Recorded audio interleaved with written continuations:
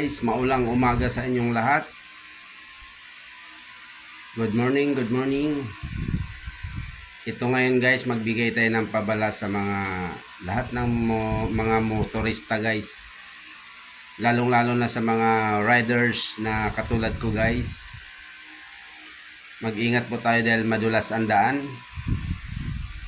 at maraming tubig.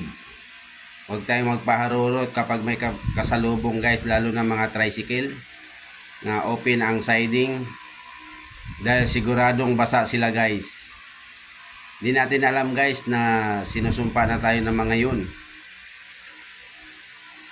Ayan guys, sinasabi nila mabangga ka na sana, mamatay ka na sana, at makahanap ka ng katapat mo.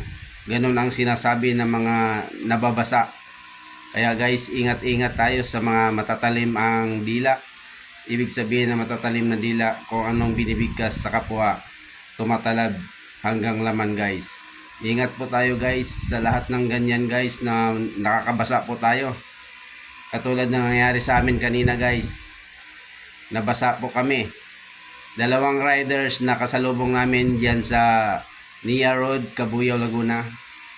Humarurot sila sa tubig. Ang lahat ng tubig napunta sa amin guys. Mabuti nakadepense yung anak ko, nakapagbukas ng payong, kundi kasama siyang basa. Ayan guys, ingat po tayo guys sa mga binibigkas natin. Malalo ng pag nabasa kayo, huwag kayong magbigkas ng mga masasamang bagay. Ayan guys, dahil tumatalab yan sa tao. Ayan guys, maraming salamat. God bless all. Magpalang araw sa inyong lahat. Thank you. God bless and bye-bye.